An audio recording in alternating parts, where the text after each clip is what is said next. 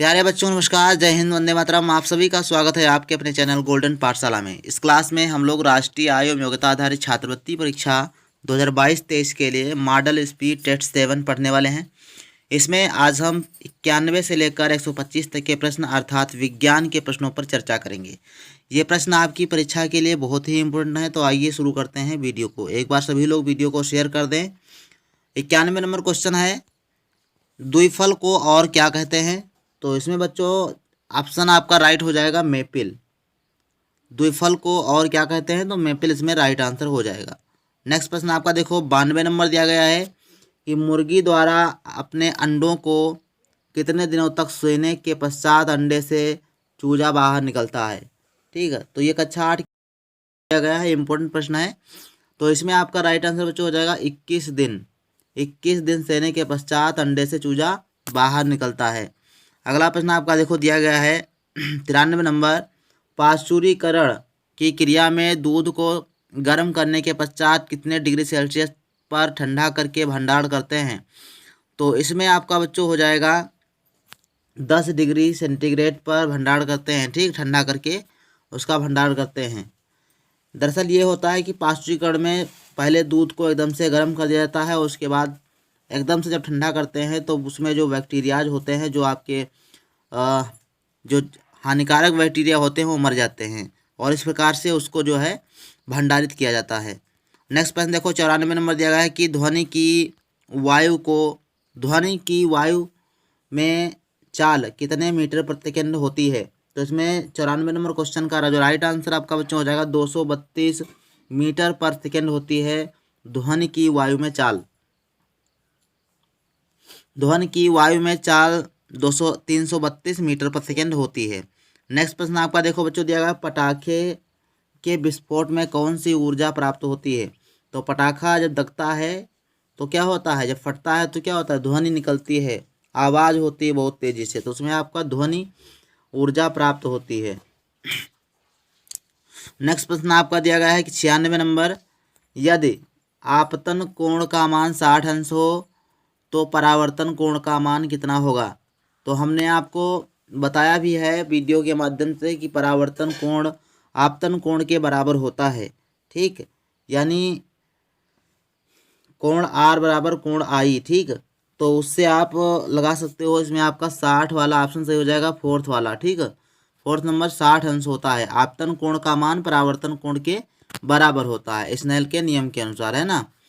97 number प्रश्न दिया गया है कि प्लायर्स, ये इंपॉर्टेंट आपका है, बहुत ही इंपॉर्टेंट है प्रश्न, इसमें से आएंगे जरूर। प्लायर्स किस श्रेणी का उत्तोलक है? द्वितीय, प्रथम या तृतीय? तो या इनमें से कोई नहीं। तो प्लायर्स जो होते हैं वो आपके प्रथम प्रकार के उत्तोलक होते हैं। ठीक, प्लायर्स का मतलब इसके अलावा, प्लायर्स के अलावा आपकी जैसे कैंची हो गई, या हैंड पंप हो गया, हथौड़ा हो गया, ठीक, जो कील निकाले वाली हथौड़ी होती है वो, और इसके अलावा शीशा, झूला है, तो ये सब क्या है, आपके प्रथम प्रकार के उत्तोलक हैं। द्वितीय प्रकार के उत्तोलकों की बात करेंगे तो इसमें आपका पहिया वाली ट्राली हो जाएगा, सरौता हो जाएगा, ये सब क्या है, द्वितीय प्रकार के उत्तोलक होते हैं। तृतीय प्रकार के उत्तोलकों की बात करेंगे तो इसमें आपका चिमटा आ जाएगा, चाकू आ जाएगा, ये सब तृतीय प्रकार के उत्तोलक होते हैं। तो ऐसे आपको याद करके रखना है। नेक्स्ट देखो आपका दिया गया है कि यूनानी भाषा में एम्बर को क्या कहते हैं? 98 नंबर क्वेश्चन इंपॉर्टेंट है, यूनानी भाषा में एम्बर को क्या कहते हैं? तो ये बच्चों इलेक्ट्रॉन हो जाएगा, इलेक्ट्रॉन कहा जाता है यूनानी भाषा में एम्बर को। नेक्स्ट प्रश्न आपका देखो 99 नंबर दिया गया है कि जल का अधिक घनत्व कितने डिग्री सेंटीग्रेड ताप पर होता है?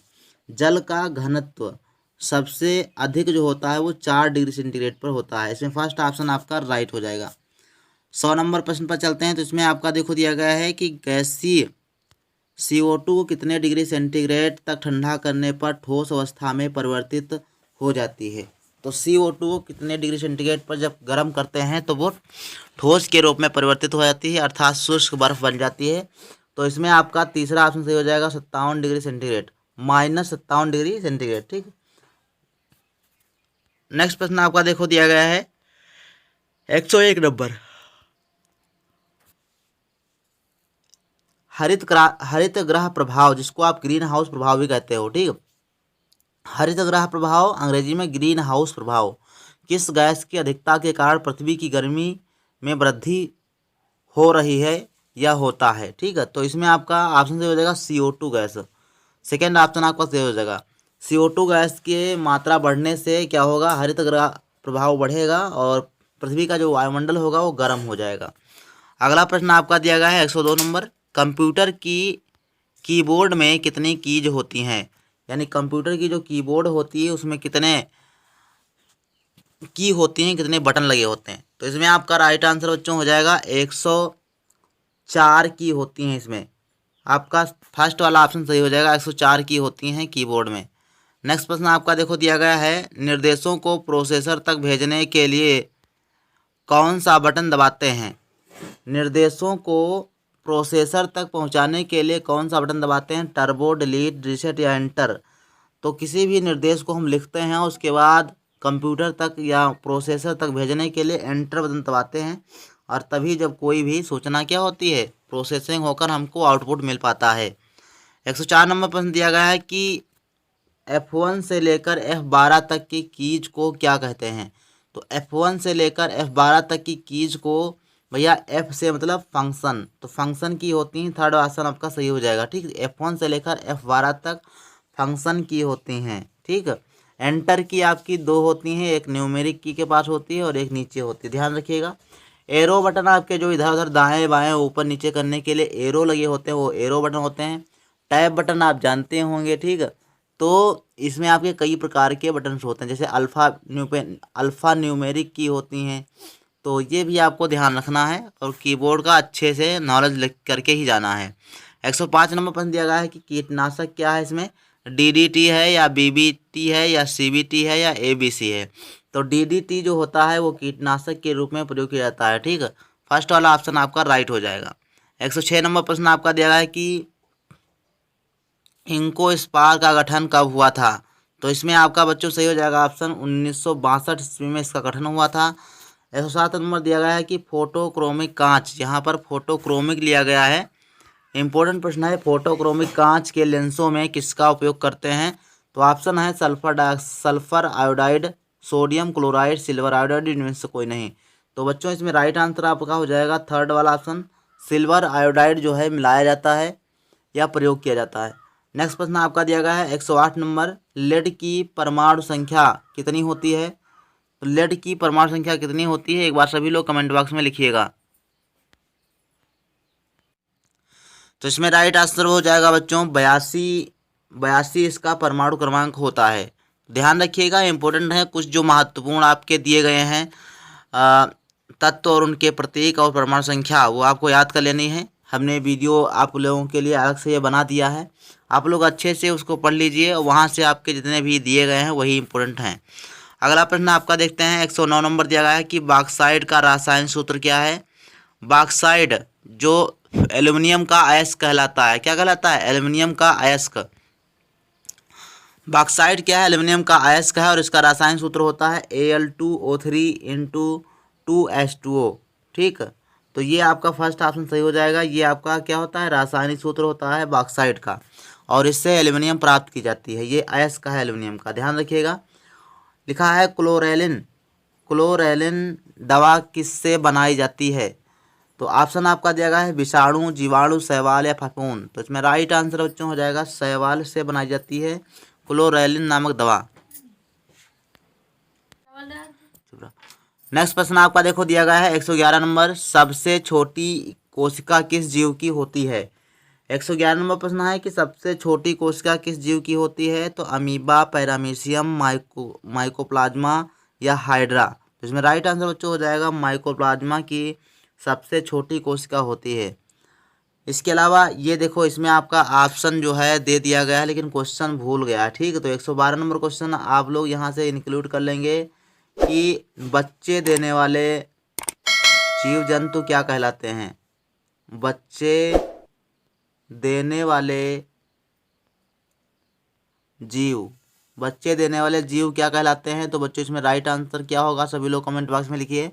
जो ऐसे जीव जो बच्चे देते हैं, तो बच्चे देने वाले क्या कहलाते हैं, अंडे जो होते हैं, जरायु जो होते हैं, युग्मनज जो होते हैं या भ्रूण कहलाता है, क्या कहलाता है। तो बच्चे देने वाले जो होते हैं वो जरायुज कहलाते हैं, ध्यान रखना।